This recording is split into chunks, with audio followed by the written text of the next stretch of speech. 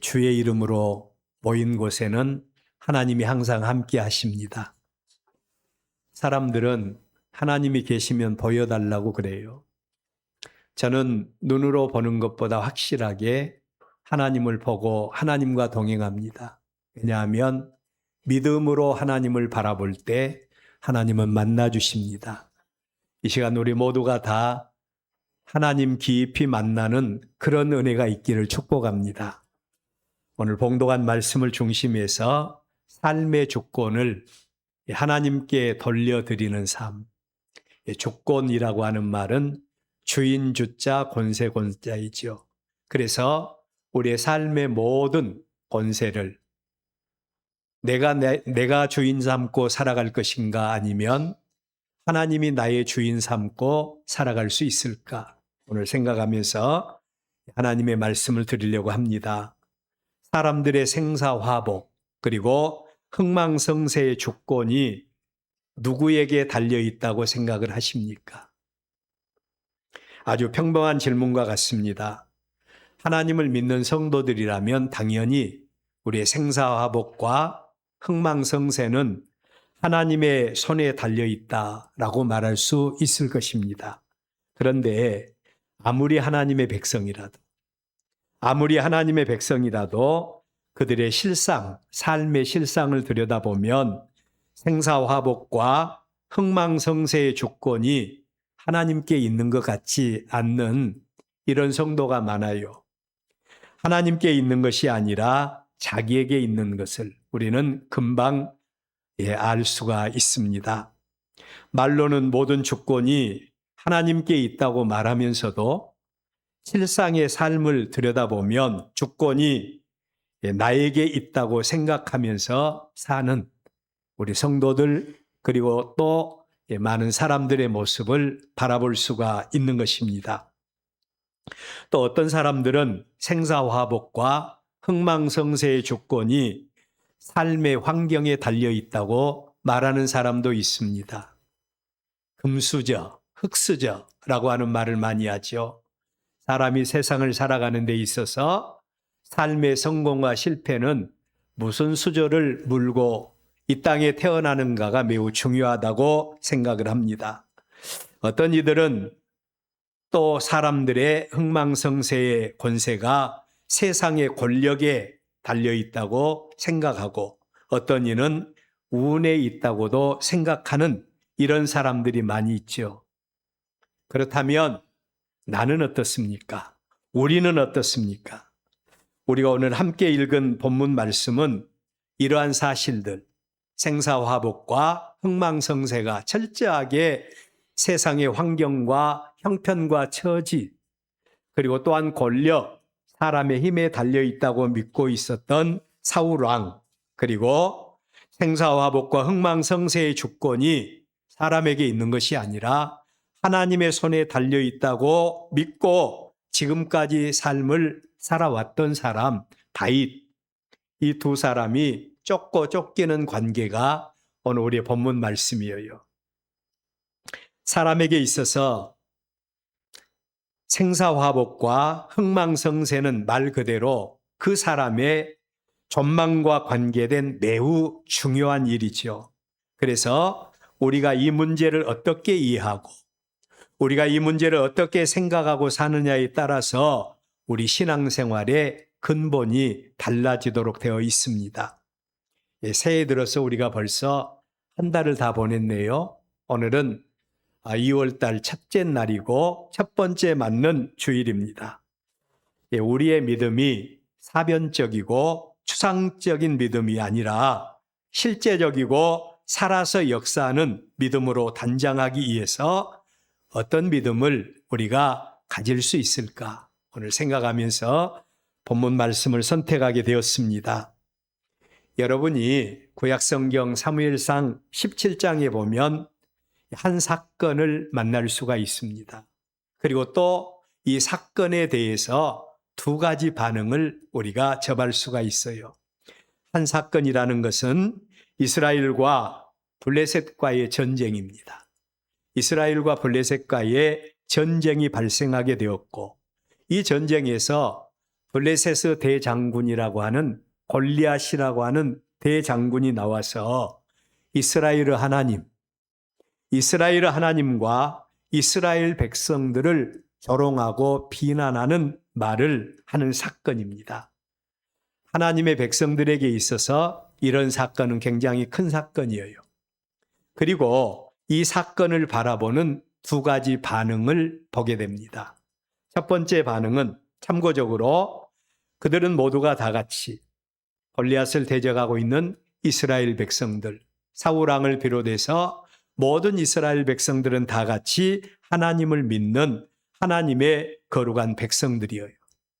그리고 그들은 다 같이 그들의 하나님에 대한 지식도 모두가 다 가지고 있었습니다.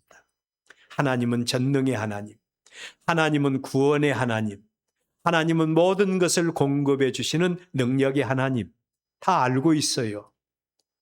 그럼에도 불구하고 그들의 믿음이 삶의 현상 속에서, 삶의 현실 속에서 어떻게 작용을 하고 있는가? 이 한 사건을 대하는 그들의 반응이 어떠한가 볼 수가 있습니다. 첫 번째 반응은 골리앗의 도발 앞에서 하나님과 이스라엘 백성들을 비난하고 조롱하는 골리앗에 대해서 누구도 그 골리앗에 대해서 대적한다거나 반발할 엄두도 되지 못하고 왕을 비롯해서 모든 이스라엘의 군사들이 그 위용 앞에서 벌벌 떨고 있는 그런 반응을 보이게 됩니다. 입술로는 하나님을 분명히 믿어요. 하나님이 그들과 함께 하심을 믿고 하나님이 그들의 대적들을 물리쳐 주신다고 그들은 믿어요. 그럼에도 불구하고 실상 삶의 현실 속에서는 무서워서 떨고 있는 그들의 모습입니다. 두 번째로 그 전쟁에 누가 참석을 했는고 하니 아버지의 심부름차 갔던 다윗입니다.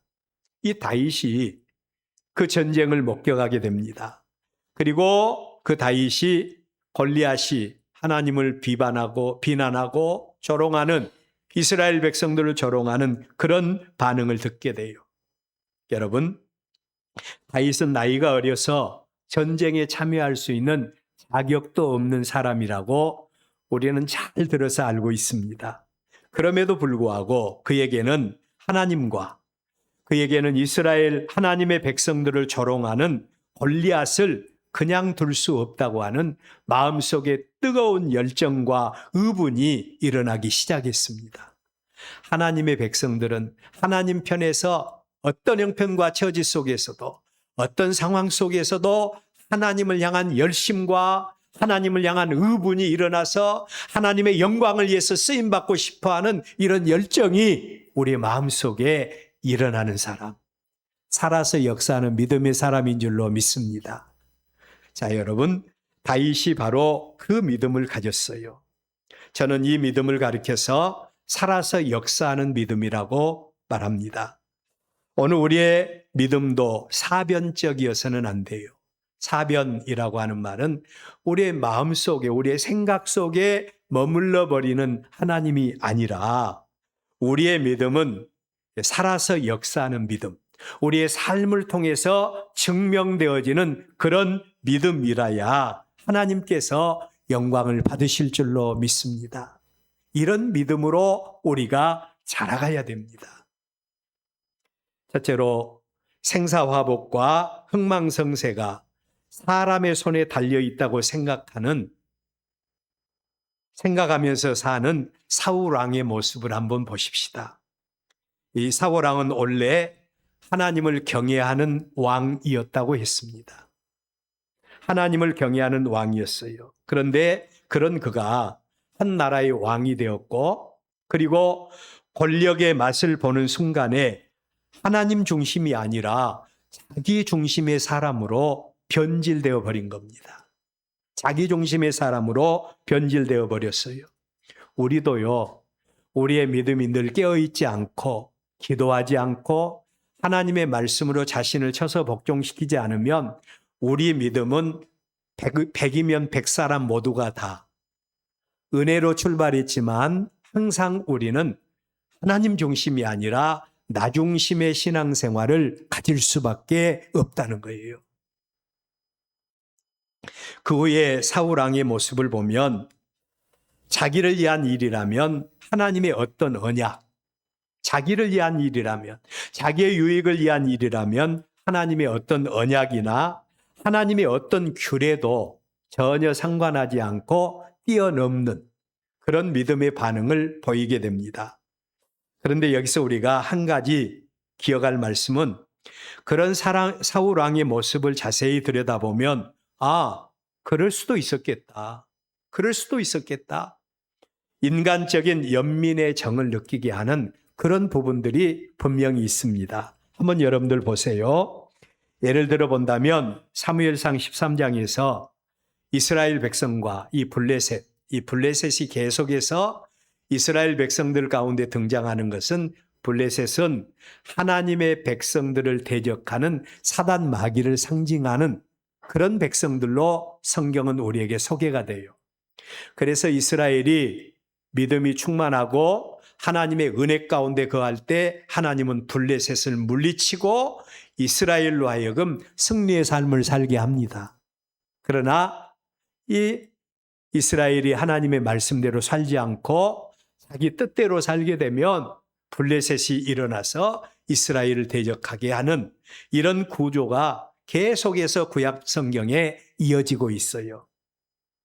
블레셋과 전쟁이 발발합니다. 그때에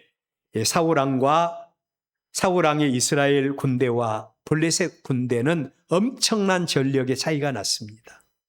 방금 말씀드린 대로 이스라엘이 건강치 못하면 사단 마귀를 상징하는 블레셋 사람들이 이스라엘보다 훨씬 더 건강하고 강력한 모습으로 나타나게 됩니다. 우리 성도들이 성령 충만하고 믿음으로 살 때 어둠의 권세가 물러갑니다. 그러나 우리가 믿음으로 살지 않고 자꾸 세상과 타협하면 마귀가 틈을 타게 돼 있어요. 마귀가 득세합니다. 이러한 관계 속에서 이스라엘 군대들은 두려움 속에 도망하는 자가 생겨나고 굴과 수풀과 바위 틈에 숨는 자들이 속출하게 됩니다. 반면에 하나님의 종 사무엘은 정한 시간에 오지 않고 너무너무 마음속이 다급해진 이 사울이 하나님의 은혜는 구해야 되겠는데 사울왕은 오지 않으니까 제사장만이 할 수 있는 번제를 왕이 친히 하나님 앞에 드리게 됩니다. 여러분 기억할 것은요, 하나님은 살아계십니다. 우리가 하나님의 뜻대로 살 때 하나님은 하나님으로 역사해 주세요. 그러나 우리가 우리 방법으로 하나님을 찾으려고 하면 하나님은 절대로 만날 수가 없습니다. 이 사울이 자기가 제사를 드리게 됩니다. 그 일로 인해서 하나님께서 이 사울왕에 대해서 하나님이 영광 받으신 게 아니라 그를 책망하시고 하나님의 은혜를 다른 이웃들에게 옮기실 것이라고 말씀을 하세요. 사무엘상 15장에서 사울은 아말렉의 모든 백성과 소유물을 다 진멸해라 라고 하는 하나님의 명령을 받습니다. 그 전쟁은 하나님의 전쟁이었고 사울은 그 전쟁에서 대승리를 거두게 됩니다. 자, 그런데 문제는 그 전쟁에서 사울왕은 아말렉 백성들의 소유물 가운데서 사람들은 다 진멸하라고 하는 하나님의 명령대로 순종하지만 그들의 가축들을 남겨두는 이런 불순종한 죄를 범합니다. 그러한 사울의 행위는 하나님의 명령에 대해서는 분명히 불순종한 것이었어요. 그렇지 않습니까? 하나님은 분명히 사람과 모든 소유물을 다 진멸해라 라고 말씀을 하셨거든요. 그런데 이 사울왕은 가축들은 남겨두었어요. 자, 문제는 이렇게 남겨두게 됩니다. 그러한 사울왕의 행위는 하나님의 명령에 대해서는 불순종했지만 그 전쟁에 동원되고 전쟁을 수행한 군사들에게 전쟁에서 승리하게 되면 전승물을 나눠줘야 되거든요. 그런데 이 군사들의 측면에서 볼 때는 그들에게 나눠줄 수 있는 전승물을 가축을 남겨두고 이것을 나눠줘야 되는데 그들에게 대해서는 다른 행동이라고 볼 수 있어요. 그런데 하나님께서는 모든 것들을 다 진멸하라고 했거든요. 여러분, 이런 사울의 행위를 보면서 이해가 되네. 너무 조급하면 우리도 우리 마음대로 하나님 앞에 예배드릴 수 있잖아요. 그리고 또 우리의 이웃들을 바라보면서 하나님은 이렇게 하라고 했지만 이렇게 해야지 사람들도 좀 많이 끌 수도 있고 그리고 인정도 받을 수도 있고 하지 않겠어? 그렇게 말하면서 우리는 하나님의 말씀대로 순종하지 않고 자기 뜻대로 인생을 경영하는 이런 모습을 우리는 많이 우리의 삶 속에서도 경험할 수 있는데 사울이 그런 삶을 살았어요. 그러자 하나님은 선지자 사무엘을 통해서 사무엘에게 이렇게 말씀하십니다. 사무엘상 15장 22절 제가 읽어드립니다. 사무엘이 이르되 여호와께서 번제와 다른 제사를 그의 목소리를 청종하는 것을 좋아하신 것 같이 좋아하시겠나이까? 하나님의 말씀을 순종하는 것 같이 좋아하시겠습니까? 순종이 제사보다 낫고 하나님의 말씀을 듣는 것이 수양의 기름보다 낫습니다. 이런 말을 하나님께서 선지자를 통해서 하게 됩니다. 사울 왕의 범사는 하나님을 부인하는 것은 아니었어요. 우리도 그렇죠? 우리가 하나님을 부인하는 것은 아니에요. 우리도 하나님을 믿어요. 그렇지만 그 중심이 하나님 중심이 아니라 자기 중심을 살았다는데 문제가 있다는 겁니다. 하나님 중심이 아니라 자기 중심의 삶을 살게 되었다는 거예요. 심지어 사무엘상 22장에 보면 자기 편이 되어주지 않는다고, 자기 편이 되어주지 않고 다윗을 도왔다고 하는 명목으로 하나님의 제사장 85명을 죽였고 그의 가문을 몰살시키는 이런 일까지 사울 왕이 자행하게 됩니다. 그리고 철저히 백성들로 하여금 사울 왕은 자기 편에 서게 해요. 자기 편에 서게 합니다. 만약에 명령에 불순종하면 그들의 가문을 몰살시키기까지 하겠다고 위협합니다. 그러한 사울 왕의 중심에는 생사화복, 흥망성쇠 모든 것이 권력에 달려있다, 사람의 손에 달려있다고 하는 사실에 기반을 둔 이런 전형적인 삶의 모습이라고 할 수가 있는 것입니다. 자, 오늘 우리의 본문 말씀도 다윗이 지금 10광야의 한 동굴에 다윗과 함께 그를 따르던 한 600명 정도의 많은 무리들이 이 10광야 하길라라고 하는 곳에 숨어 있습니다. 사울 왕의 주변에 10사람들이 와서 왕에게 말하기를 다윗이 지금 10광야에 숨어 있습니다. 그러면서 다윗의 은신처를 알려줍니다. 사울 왕의 주변에는 이처럼 왕을 돕는 사람들이 그 주변에 쫙하니 깔려 있어요. 왕을 돕는 사람들입니다. 뿐만 아니라 사울 왕에게는 왕의 권력과 함께 힘도 있었습니다. 힘도 있었어요. 우리 본문 2절에 보면 사울이 일어나 10광야에서 다윗을 찾으려고 이스라엘에서 택한 사람 3,000명과 함께 광야에 내려갔다라고 하는 말씀이 있죠. 다윗을 제거하기 위해서 사울은 그의 모든 권력과 그의 모든 힘과 모든 인력을 총동원해서 다윗을 제거하기 위해서 내려갑니다. 이 정도 되면 사울의 마음속에는 모든 것이 자기의 계획대로 진행될 것이고 다윗을 제거하는 일은 이제 땅 짚고 헤엄치기보다도 더 쉬운 일이라고 생각을 했을 거예요. 당연하지 않습니까? 그 작은 땅덩어리 산 아래에 3,000명이나 되는 정예 군대를 가지고 포위망을 좁혀가는데 이번엔만큼은 다윗을 절대로 놓치지 않겠다고 하는 이 사울의 결연한 의지가 보여지는 것입니다. 자, 오늘 이러한 상황 속에서 특별히 사울 왕이 다윗을 향하여 나가고 있는 그런 모습을 바라볼 수가 있죠. 자, 만군의 하나님, 그러나 이 사울 왕이 그 마음 속에서 한 가지 놓쳐버린 것이 있었다는 겁니다. 우리 사람들도 이 부분에 대해서 꼭 필요한 부분인데 이 부분에 대해서 놓쳐버리고 사는 게 있어요.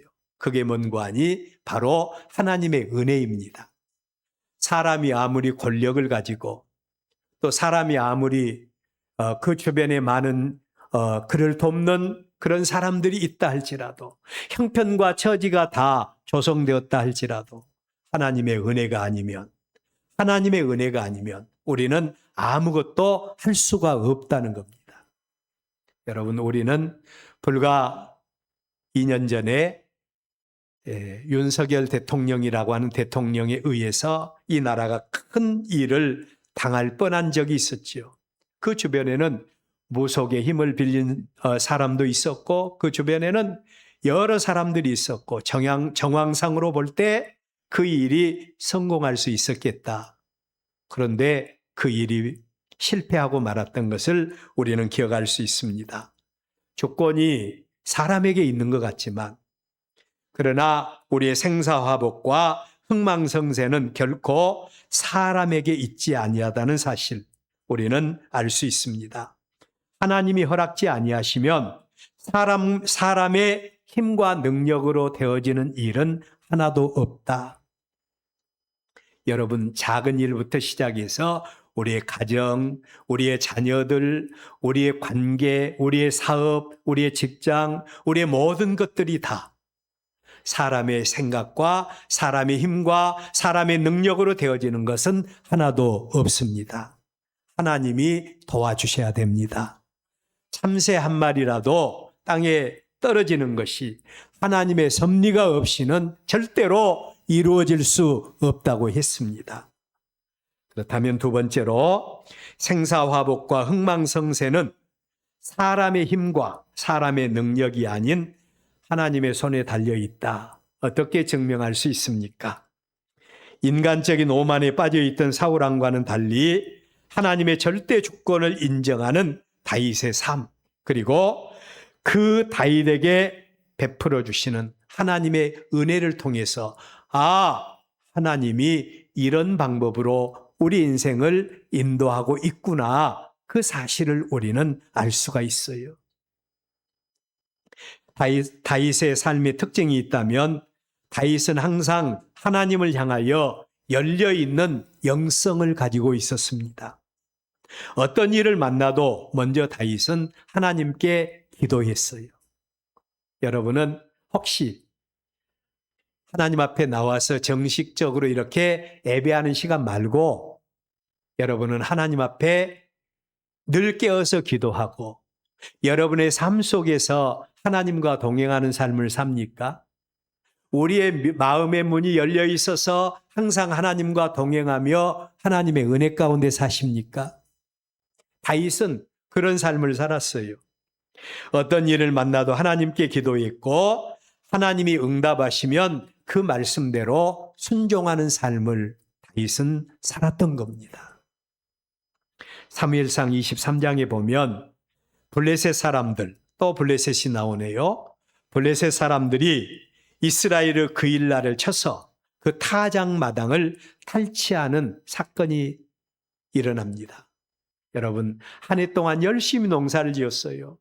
그리고 타작마당에서 열심히 타작해서 수확물을 거둬들이는데 세상에 그곳에 블레셋 사람들이 침략을 해서 그 한 해 동안 농사 지었던 것을 다 뺏겨버리는 이런 위기 가운데 처하게 됩니다. 얼마나 억울한 일입니까? 한 나라의 방위에 대한 책임은 당연히 그 나라의 왕에게 있죠. 당시 다윗은 사울 왕에게 쫓겨다니는 신세로 자신의 안위마저 걱정할 지경에 처하게 됩니다. 그런데 그런 상황 속에서도 다윗은 또 그 그일라를 위해서 하나님 앞에 기도하는 겁니다. 하나님, 내가 가서 그일라를 구원해 줘야 되겠습니까? 하나님께서 다윗에게 말씀하시기를 가서 그일라를 구원해라는 겁니다. 그리고 두 번째로 다윗이 기도하기를 그러면 내가 그일라 사람들을 구원해 주면 그들이 나를 사울에게 넘기지 않겠습니까? 사울에게 넘길 것이다. 여러분이라면 이런 상황 속에서 어떻게 반응하겠습니까? 다윗은 그럼에도 불구하고 그가 그일라를 구원하는 일과 그일라 사람들이 그를 사울에게 넘겨줄 거라고 하는 이 사실을 하나님 앞에 응답을 받았음에도 불구하고 하나님의 뜻이 올라가서 구원해 주라고 하니까 그는 자기의 모든 생각을 내려놓고 하나님의 말씀대로 순종하는 삶을 살게 됩니다. 여러분, 그러한 다윗에게 하나님은 그의 편이 되어 주십니다. 하나님은 하나님의 말씀대로 순종하고 자기를 내려놓고 하나님의 주권을 인정하고 하나님의 뜻대로 순종하는 사람에게 하나님은 그들의 하나님이 되어 주시는 겁니다. 다윗에게는 사람도 없습니다. 다윗에게는 권력도 없습니다. 다윗에게는 어떤 형편과 처지도 어떤 환경도 도와주는 이 아무도 없었어요. 오직 하나님만이 다윗의 편이 되어 주셨습니다. 오늘 우리 본문도 힙광야에서 다윗은 사울의 군대에 의해서 붙잡혀서 죽을 수밖에 없는 이런 상황 가운데 처하게 됩니다. 이제 망했네. 손 내려놓을 수밖에 없네. 이런 상태에 놓이게 된 거예요. 사울의 군대 앞에서 잡히지 아니할 장사가 누가 있겠는가? 그런데 그 결과는 어떻게 되었습니까? 창조의 주인이시고 생명의 주인이신 만군의 하나님. 그 하나님이 나는 없습니다. 하나님의 은혜가 필요합니다. 하나님이 도와주셔야 됩니다. 그러면서 하나님 앞에 모든 것을 다 맡기는 자에게 하나님은 그들의 편이 되어 주십니다. 하나님이 함께해 주시는 다윗에게 어떤 역사가 일어나게 되었는가? 오늘 우리 본문 말씀을 보면 첫째로 하나님은 사울 왕과 그의 군사들의 일거수일투족을 다윗에게 다 보여주십니다. 우리가 세상 살아가면서 내가 미쳤지. 왜 그때는 그게 안 보였는가 모르겠어. 이런 말들 여러분들 하지 않아요? 그 말은 하나님이 우리의 눈을 가려버렸다는 겁니다. 그러나 지금 내가 생각해도 어떻게 그런 일을 내가 알 수가 있었지? 왜 내가 그런 결정을 했지? 참 잘했어! 이런 결정의 배후에는 누가 계세요? 하나님이 계셔요.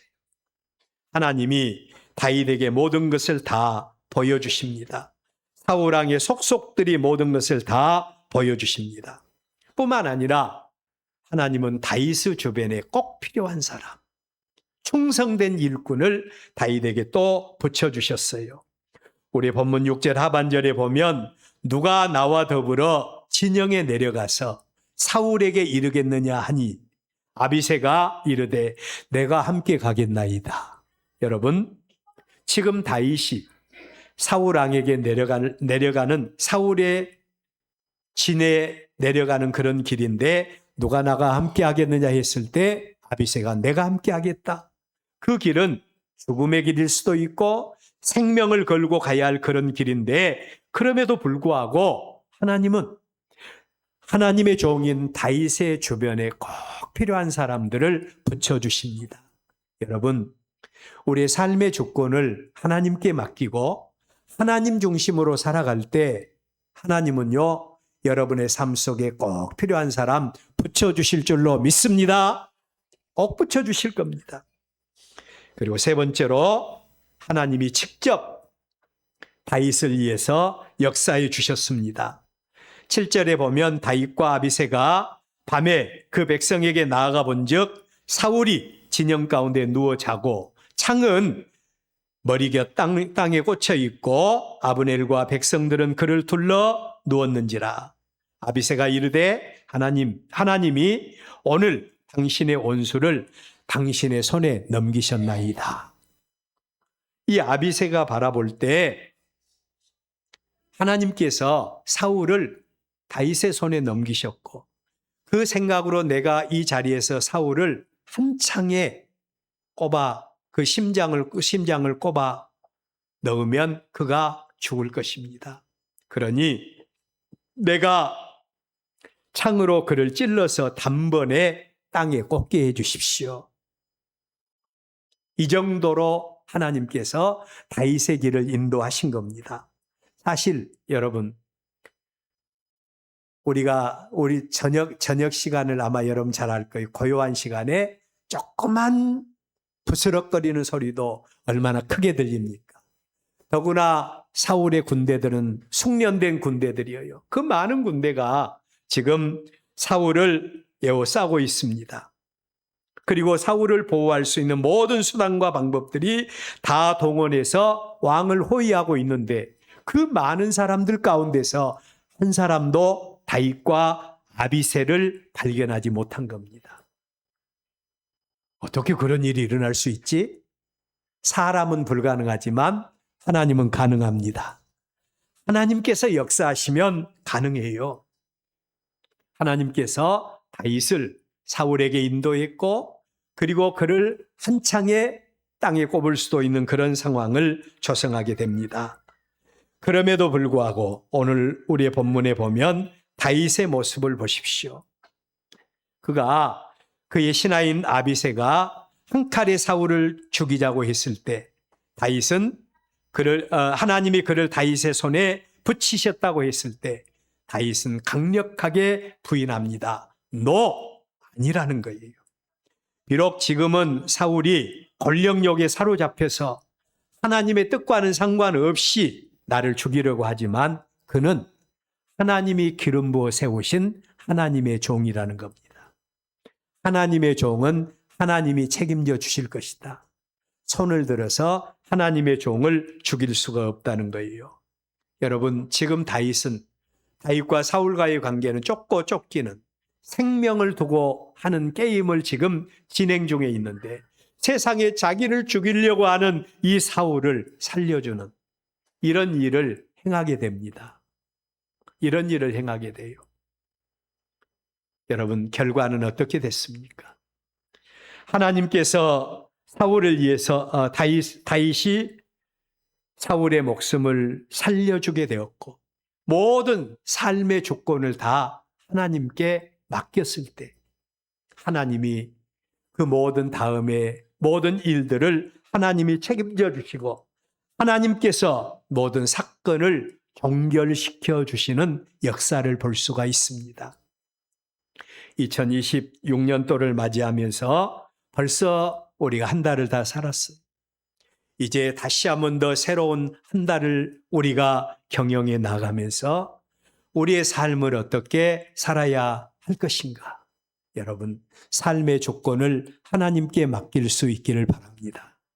여러분, 내가 내 삶을 살아가려고 하면 하나님은 절대로 우리의 삶 속에서 임마누엘로 역사해 주시지 않습니다. 그러나 하나님께 맡기면 하나님께서 하나님이 되어주시고 이른 비와 늦은 비의 은혜로 역사해 주실 줄로 믿습니다. 삶의 조건을 하나님께 맡기시는 여러분들 되시기를 주의 이름으로 축원합니다. 기도하겠습니다.